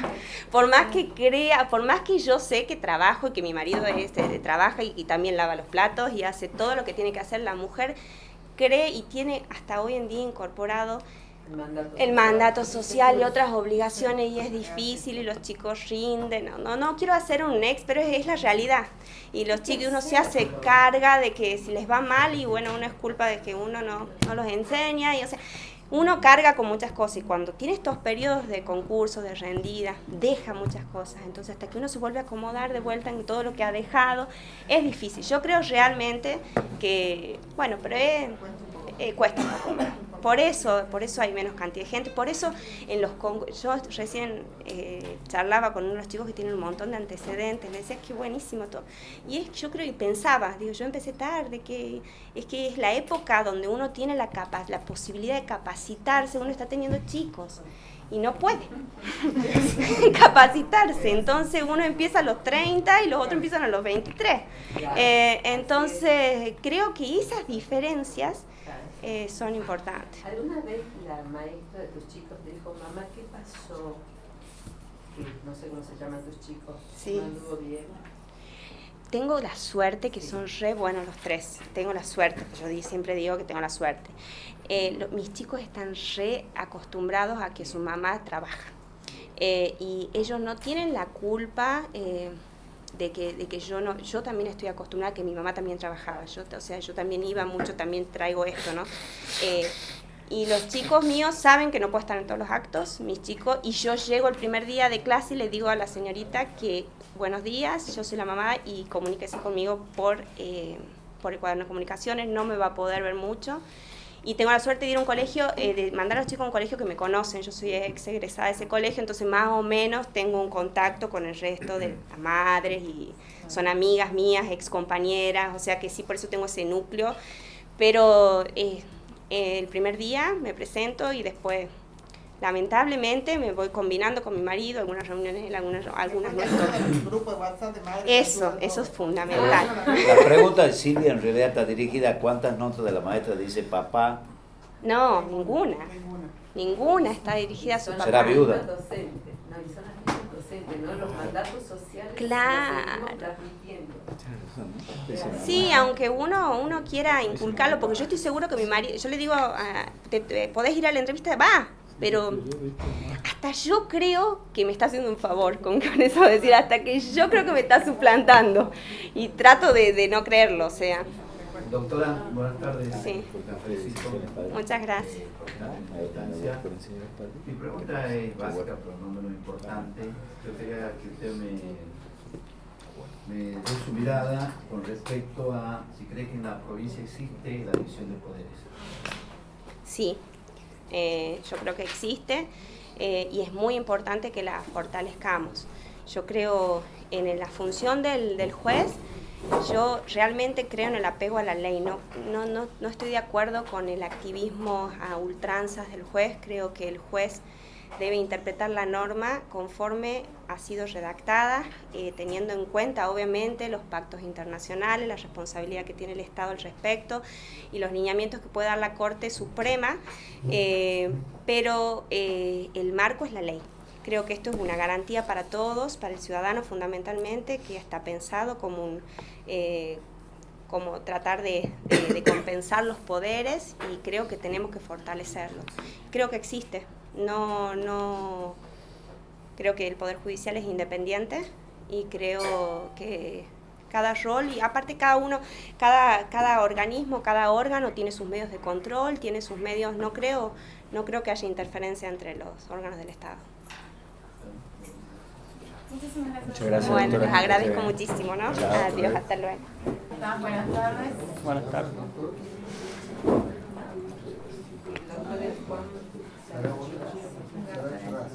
Sí. Juan Fernando Saracho Vaz. Sí.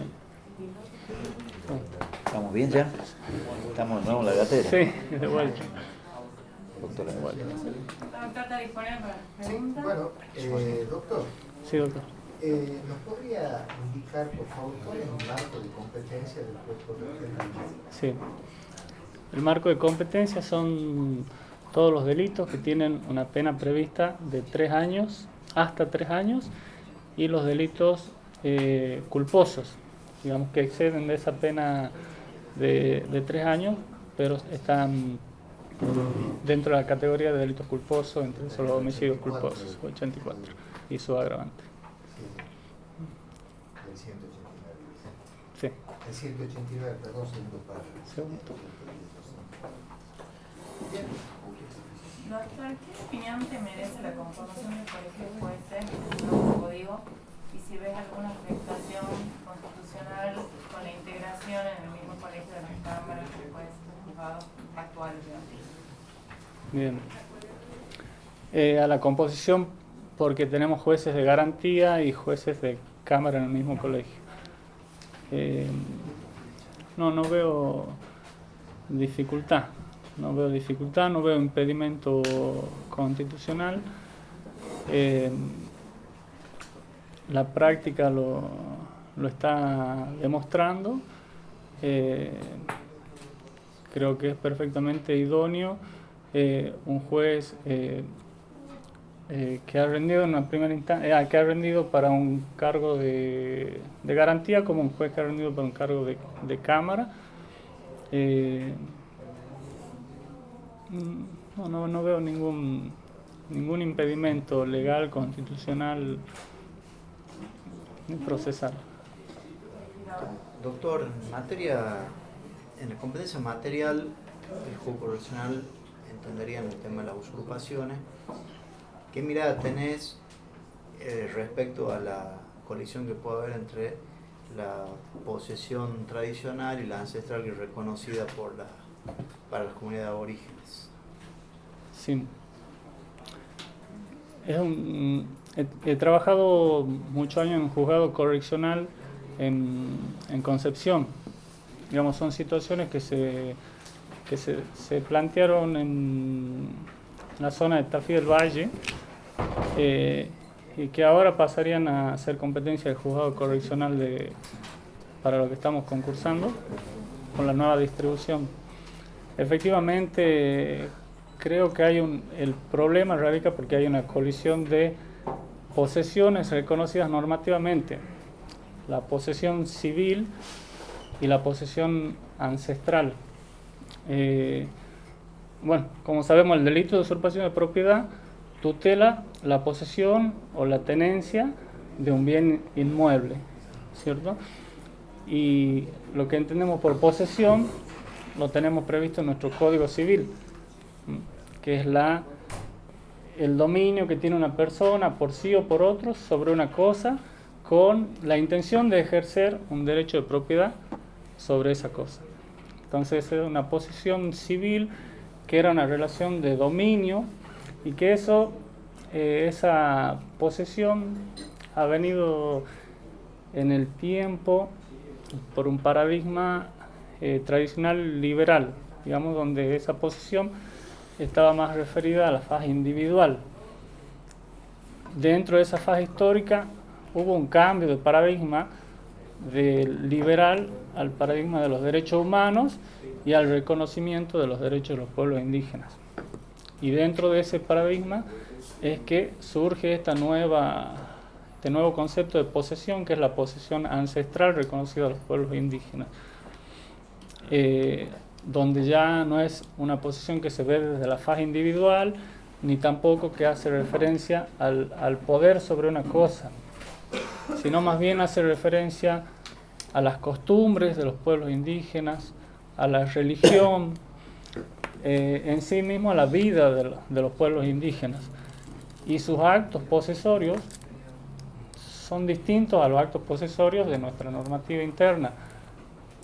Un acto posesorio para una comunidad aborigen puede ser tomar agua del lago, es un acto posesorio del lago, o usar la miel es un acto posesorio del bosque. Son actos distintos a los reconocidos por nuestra normativa interna y a veces imperceptibles para los operadores jurídicos. Y esta posesión adquiere su auge en la Constitución de 1994, cuando se reconocen los derechos de los pueblos aborígenes, en el artículo 75, inciso 17. A su vez se genera, y creo que se genera una colisión con el propio artículo 17 de la Constitución Nacional. Entonces no podemos reconocer esa posesión y tratar de que la conducta de los miembros de un pueblo aborigen se amolde a la tipicidad del delito de usurpación sin que el Estado esté incurriendo en una responsabilidad por incumplimiento de tratados internacionales o por violación de los derechos humanos. Creo que hay que conciliar la nueva normativa con la vieja normativa, pero desde una mirada intercultural, como nos exige en la nueva normativa el artículo 36, cuando hace referencia a los derechos de los pueblos aborígenes, del nuevo código. Sin perjuicio de que si en ese contexto se genera un delito de lesiones, amenazas o daños, esos delitos sean investigados y sancionados aparte, pero no como un modo comisivo del delito de usurpación de propiedad. Nuestra Constitución reconoce la provincia, la espiritualidad, digamos, de los pueblos originarios, ¿no? Tiene un rango muy interesante, pero no Sí. ha sido su territorio. La Constitución provincial.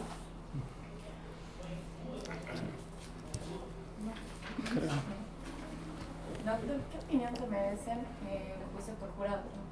No se lo hemos preguntado a otro colega. ¿Qué opinión te merece y qué sistema te parece más conveniente para el sistema, por ejemplo? Bien.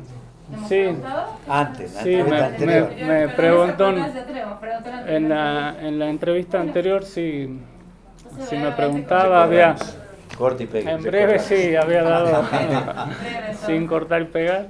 Sí, había dado mi opinión a favor de los juicios por jurado. Me había expresado en que creo que es una de las herramientas o la herramienta que puede acercar la ciudadanía a la judicatura. Digamos, estoy a favor del juicio por jurado clásico. Los cuestionamientos que se venían haciendo creo que han sido saldados por nuestro fallo reciente de la Corte y el fallo de la Corte Interamericana en contra de Nicaragua. Y fundamentalmente porque creo que la ciudadanía está preparada para asumir esta responsabilidad. Hemos visto hace poco con el simulacro las ganas de participar de la ciudadanía y creo que nos va a sorprender gratamente cuando nos animemos a dar este paso, tal como nos... Un poquito. ¿Por qué cree que la ciudadanía está preparada para dar este paso? Porque por las exigencias que la ciudadanía tiene para con un magistrado que espera que el magistrado sea independiente, que sea imparcial, que sea cortés, que sea transparente. Yo creo que esas mismas cualidades las tiene un ciudadano. Yo las veo en mi vecino, las veo en mi compañero de club, las veo en un ciudadano. ¿Los ciudadanos en un juicio por jurado no se van a ver afectados en sus opiniones con respecto a la opinión pública al momento del decisorio? No, lo había expresado también que es necesario que haya un buen proceso de selección de los jurados. Como hay proceso de selección para los jueces, porque no todos los abogados tenemos las mismas condiciones para ser jueces, creo que no todos los ciudadanos también tienen las mismas condiciones para ser jurados. Entonces creo que el proceso de selección debe ser bueno y a lo que se deben sumar también programas de formación de ciudadanos como lo hay en la provincia de Córdoba.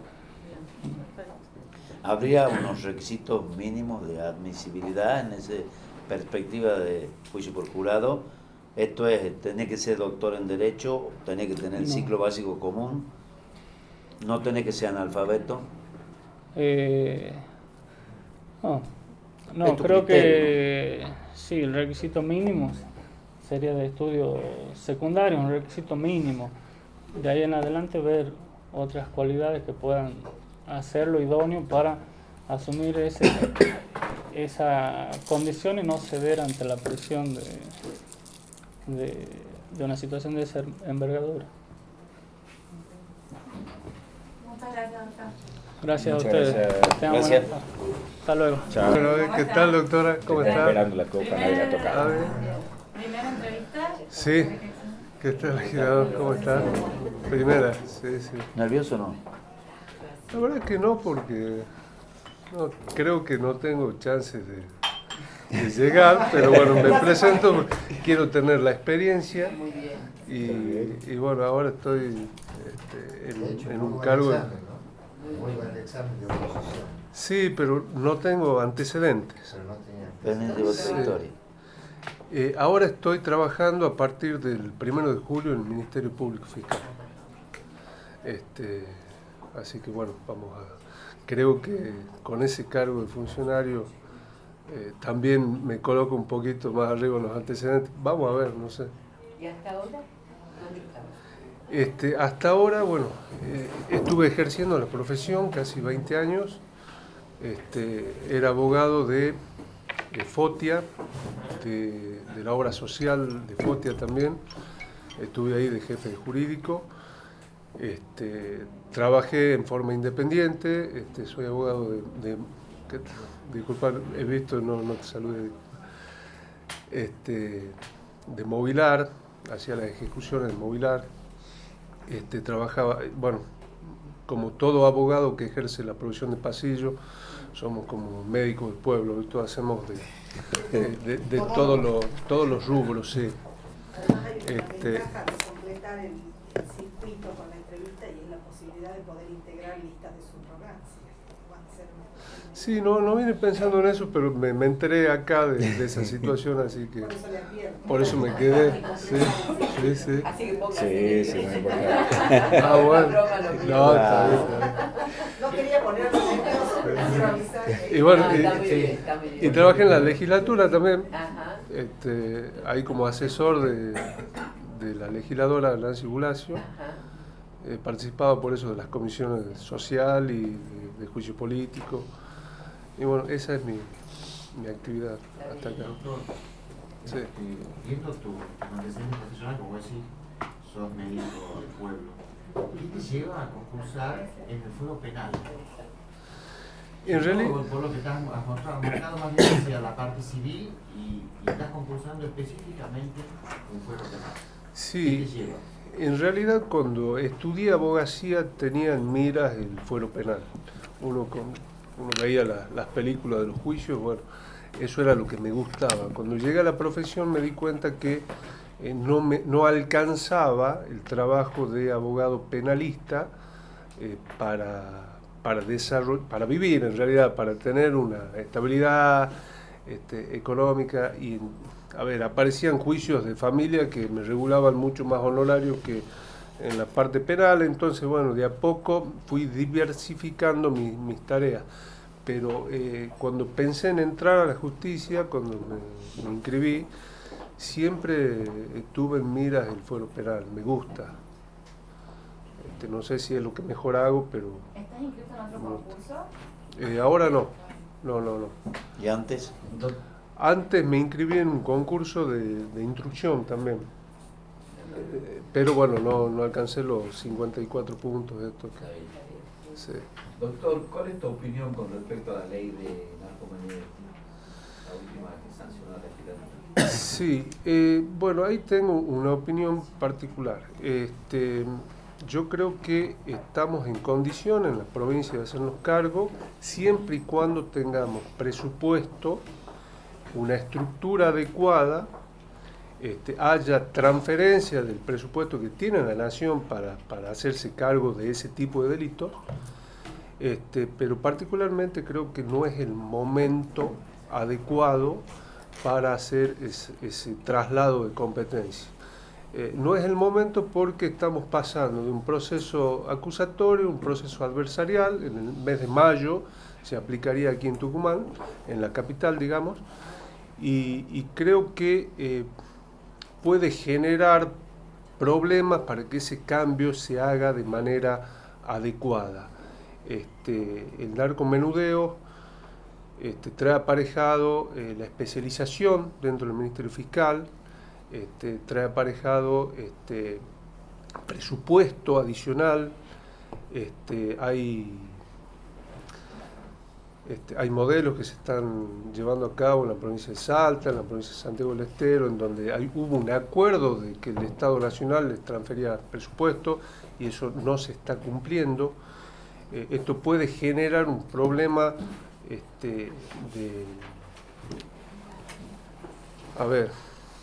presupuestario, por un lado, y por otro lado de personal derivado a ese tipo de proceso y descuidar otras áreas dentro de, por ejemplo, el Ministerio Público Fiscal. Yo creo que no es el momento adecuado, esa es mi opinión personal, ¿no? Aparte de que, hablando, como decía antes, que yo hacía de médico del pueblo, creo que el juzgado federal hoy está haciendo eso. Yo creo que el juzgado federal, con 2 jueces federales, no puede atender desde pensiones jubilatorias a ley penal tributaria. O sea, tendría que haber más jueces federales que se ocupen en particular de este tipo de casos. Y cuando yo analizo la situación, digo, a ver, nosotros hablamos de nacional o provincial, la competencia. Para mí, claramente nacional, claramente como ciudadanos también de la nación tenemos que exigir que el gobierno nacional se haga cargo de ese tipo de procesos, porque uno va al juzgado federal y a diferencia de los juzgados provinciales, el juzgado federal, en el pasillo no hay nadie, los instructores en el mostrador no hay nadie, y en el fuero provincial tenemos fiscalías abarrotadas de gente, abarrotadas de casos, e incluso los jueces abarrotados de expedientes. Creo que habría que hacer un poco más de hincapié en el fuero penal nacional para ese tipo de delitos. Bueno, Gonzalo, sí. Bueno, sé que te he dedicado, te he sufrido yo en el mundo del derecho civil desde la contraparte. Sé que sos muy buen abogado. En realidad, si uno hace una modificación del orden y califica solamente en función del conocimiento, votaría en el 4º lugar y no en el 16º. Tus antecedentes te hacen retroceder 11 lugares porque formas parte de una generación de la cual pertenezco, aunque hay diferencia de edad, donde el ejercicio de la profesión imposibilitaba cualquier tipo de capacitación si no fuera a la luz de un esfuerzo importante o de alguien que te sustente el estudio. Sé que tu estudio ha sido casi una unipersonal y esa posibilidad no existía, de manera tal que te felicito. Ahora bien, he discutido mucho con mis pares en un originario composición, el número 1, en el primer Consejo de la Magistratura, como si fuera una cuestión corporativa, defender al abogado de pasillo, porque yo sostenía, y sigo sosteniendo, y vos un ejemplo claro, que las posibilidades son distintas en cuanto al tema de antecedentes. Vos lo sentías así, porque has dicho una cosa que es sintomática, esto es, he entrado en el ministerio y a partir de ahora voy a mejorar mi antecedente. Sí. ¿Cómo lo ves? La verdad que honestamente lo veo injusto al modo en que se califica. Yo creo que los antecedentes se deberían ver reflejados en el examen y en consecuencia no hace... A ver, yo me hacía esta... La oposición únicamente. Claro, para mí tendría que ser lo básico, el concurso de oposición y esto que es la entrevista para, obviamente, conocer a quién aspira al cargo. Porque de repente, por ejemplo, no conozco, pero se puede dar la situación de que venga un participante con puntos por haber tenido un curso de derecho al consumidor y que no tiene nada que ver con el fuero o la materia penal. Entonces, esa desventaja que no se va a ver reflejada a futuro en el trabajo que va a hacer como juez, por ejemplo, yo la veo medio irrazonable, ¿no? O sea, yo ingresé al Ministerio Público hace 2 meses y hoy tengo 6 puntos más. ¿En qué cambió mi conocimiento? Creo que ninguno, pero sí salté en puntaje como si hubiera hecho un posgrado. De 17 a 23. Exacto, exacto. Eso sí, lo veo injusto, pero bueno, son las reglas del juego. Me someto a eso y bueno, de aquí para adelante veremos si me presento en otro concurso.